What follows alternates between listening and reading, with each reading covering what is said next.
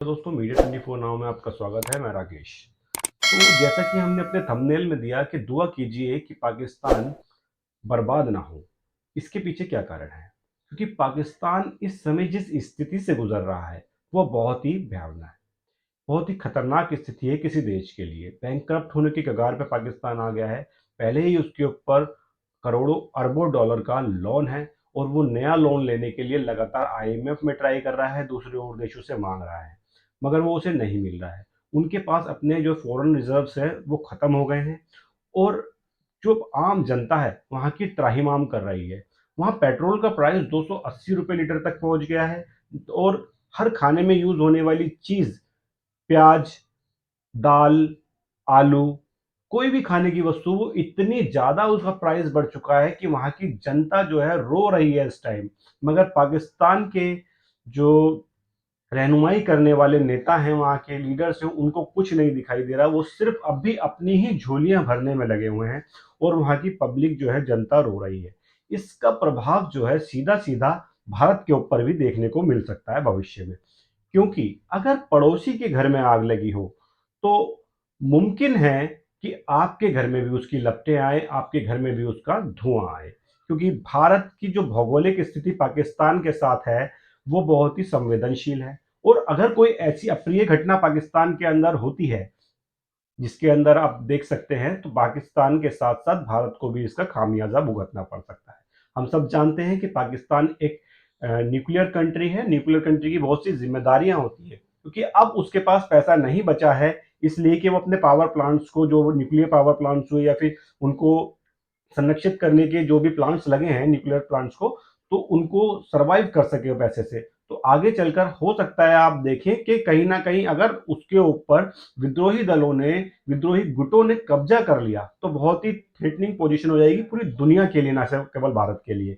और इसकी, पाकिस्तान की इस स्थिति का फायदा अमेरिका जैसे देश, नाटो जैसे देश भी उठा सकते हैं। क्योंकि पाकिस्तान कहीं ना कहीं बॉर्डर शेयर करता है बहुत से ऐसे देशों के साथ जो कि रणनीतिक रूप से अमेरिका के लिए बहुत ज़्यादा फायदेमंद है। और अमेरिका की शुरू से ही ऐसी मंशा रहती है कि वो हमेशा ऐसी जगहों पर अपने बेस बनाए, अपने बेस तैयार करे, जहां पर उसे रणनीतिक फायदा मिलता हो। तो रशिया के साथ भी फायदा उठाने के लिए जो पाकिस्तान के ऊपर काफी प्रभाव बनाया अमेरिका ने।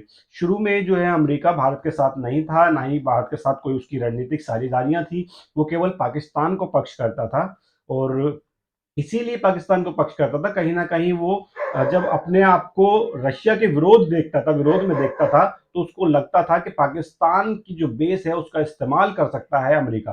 तो अमेरिका जैसे देश कभी किसी के सगे हुए ही नहीं और ना ही होंगे। भले ही आज अमेरिका भारत को अपना रणनीतिक साझेदार बनाता है, पर कहीं न कहीं उसका झुकाव कभी भी पाकिस्तान की ओर हो जाता है। आप भविष्य में देखें कि कोई रणनीतिक बेस तैयार कर रहा है पाकिस्तान के अंदर, कुछ डॉलर्स दे दिए उसने पाकिस्तान, क्योंकि पाकिस्तान की भीख मांगने की स्थिति आ गई है। वो अपने आप को बेच सकता है। इस समय जो स्थिति आ रही है पाकिस्तान की, आप, कोई बड़ी बात नहीं, पाकिस्तान अपने न्यूक्लियर बॉम्ब्स भी बेच दे अमेरिका जैसे देश को, या किसी और कंट्री को अपने न्यूक्लियर देश बॉम्ब्स बेचे और न्यूक्लियर टेक्नोलॉजी बेचे, तो पूरे विश्व के लिए बहुत खतरनाक होगा। क्योंकि इस टाइम भूखे मरने की नौबत आ गई है और आपने सुना होगा, मरता क्या ना करता। और पाकिस्तान तो वैसे भी जाहिलों का मुल्क है। जाहिल से आप ये समझिएगा, मैं जनता या आवाम को जाहिल नहीं कहना चाहता, मगर निश्चित तौर पे जो वहाँ की लीडरशिप है, जो कि वहाँ की रहनुमाई करने वाले, वो बिल्कुल जाहिल लोग हैं। क्योंकि अगर वो जाहिल नहीं होते, तो इतने बड़े मुल्क को, एक न्यूक्लियर मुल्क को, इस हालात में नहीं आने देते। तो दुआ कीजिए पाकिस्तान के साथ ऐसा कुछ ना हो कि उनको ऐसे हालात आए कि कहीं ना कहीं उसकी आंच भारत पर भी आए, पूरे विश्व पर आए। क्योंकि परमाणु संपन्न देश के साथ ऐसे हालातों का पैदा होना कहीं ना गंभीरता का विषय है, बहुत ज्यादा चिंता पैदा करता है। हमारे द्वारा दी गई जानकारी आपको पसंद आई तो प्लीज इस चैनल को लाइक, शेयर और सब्सक्राइब करना ना भूलें। धन्यवाद।